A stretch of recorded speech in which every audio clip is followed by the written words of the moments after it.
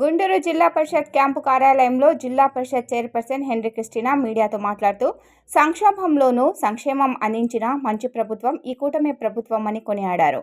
Mega DSC పెన్షన్ల పెంపుదల, 5 రూపాయలకే ఆకలి తీర్చే అన్నా క్యాంటీన్లు అందించిన ఘనత ఈ ప్రభుత్వానిది అని అన్నారు.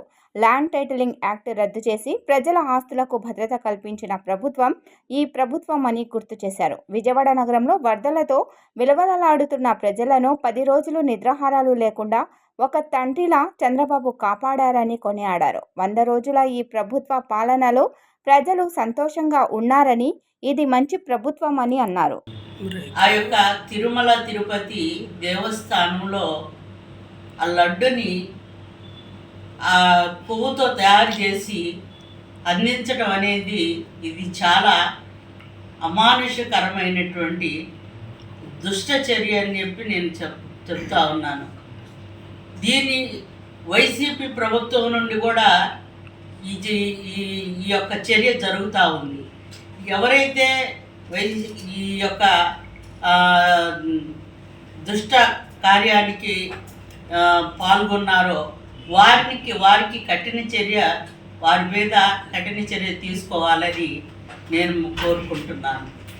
అలాగే ఇంకోటి, ఈ యొక్క నెయ్యి మార్కెట్లో ఎంతో ఖరీదైనటువంటి నెయ్యి ఈరోజు 325 రూపాయలకి అమ్ముతున్నారు.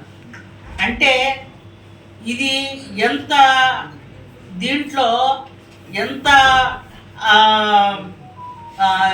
ఈ సప్లై చేసే దాంట్లో ఎంత కల్తీ ఉందో మనం అర్థం చేసుకోవాలి. ఈ కల్తీని చంద్రబాబు గారు బయట పెట్టబట్టి ఈరోజు దాని మీద మరి ఈరోజు ఆ నెయ్యి అనేది ఎంత కల్తీగా మనం తింటున్నామో అది మన ఆరోగ్యానికి మరి ఎంత హాని చేస్తుందో ఈరోజు మనం తెలుసుకోవాలి. దీన్ని ఎవరైతే చేశారో వాళ్ళను కూడా పట్టుకొని వాళ్ళకి కఠిన చర్య తీసుకోవాలని నేను కోరుకుంటున్నాను. అలాగే ఈరోజు మరి ఈ వరదలకి విజయవాడలో ఈ వరదలు వచ్చినప్పుడు ఈ పడవలు బ్యారేజీ దగ్గర పడవలు ఆగినాయి కదండి.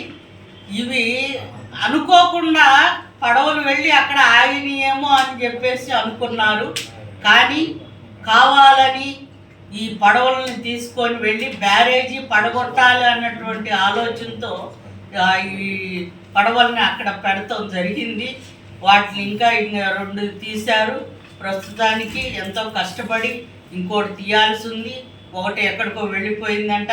కానీ ఇలా ఇది ఏంటి, దుష్ట చర్యలని ఆపాలని ఎవరైతే చేశారో, ఎవరైతే దుష్ట చర్యలకి పూనుకుంటున్నారో వాళ్ళు వాళ్ళ మీద కఠిన చర్యలు తీసుకోవాలని, వాళ్ళు ఈ కఠిన చర్యకి వాళ్ళు అర్హులని నేను చెప్తూ ఈరోజు మరి ఈ యొక్క 100 రోజులు పూర్తి చేసుకున్నటువంటి మా యొక్క మరి కూటమికి, మా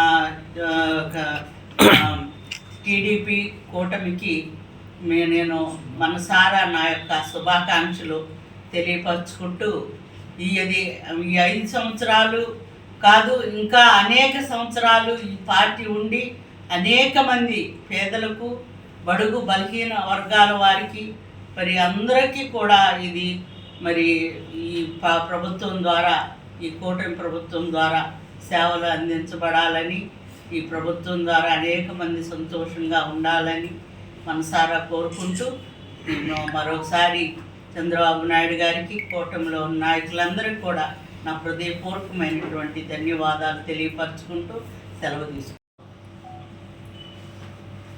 ఎందుకంటే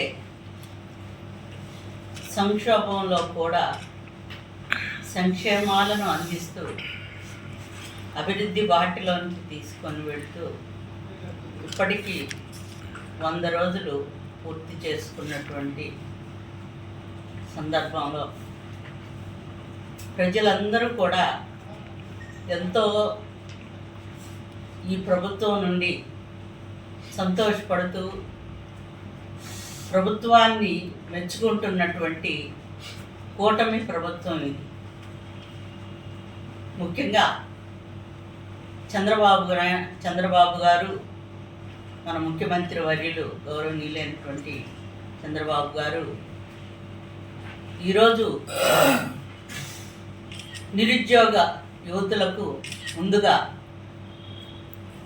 దరిదాపు మెగా డిఎస్సిలో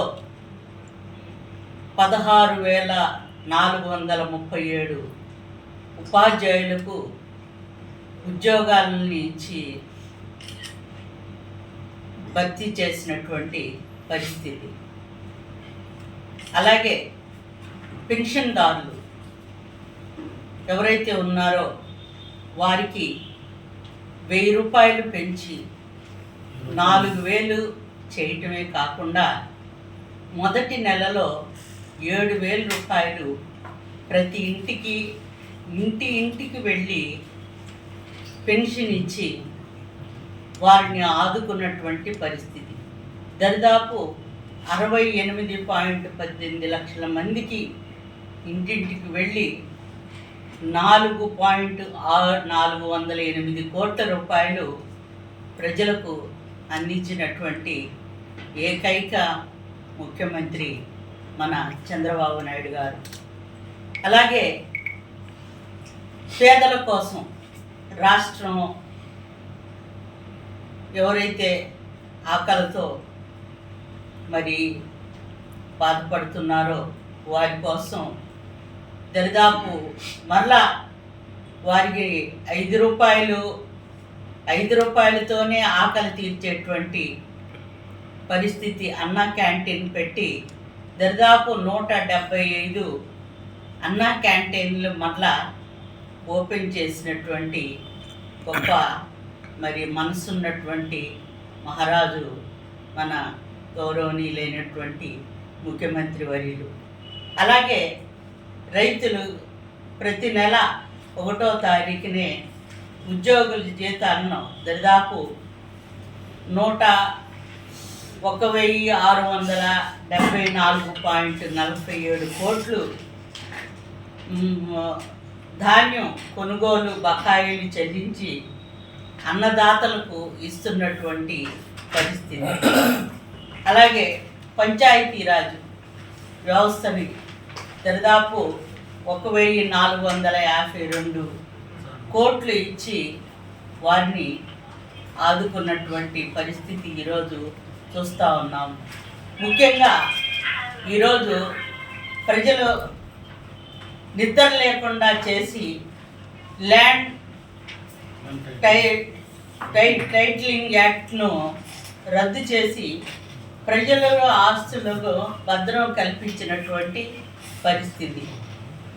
అలాగే ఈరోజు మరి వరదలకు విజయవాడలో వరద విపత్తుతో మరి ఎంతోమంది అల్లాడిపోతున్నటువంటి సమయంలో చంద్రబాబు నాయుడు గారు తను ఎంతో బాధ్యత వహించి ఒక కన్న తండ్రిలాగా నిద్రాహారాలు మానేసి నీళ్లలో తిరుగుతూ ప్రతి ఇంటికి వెళ్ళి ఎవరైతే బాధ్యులు ఉన్నారో వారిని పరామర్శిస్తూ వారికి ఏం అవసరం ఉందో వారికి వాటినన్నిటిని అందిస్తూ వారి యొక్క మరి బాధ్యతలను తీసుకొని వారికి ఎన్నో సేవలు అందించినటువంటి గొప్ప ముఖ్యమంత్రి మన చంద్రబాబు నాయుడు గారు.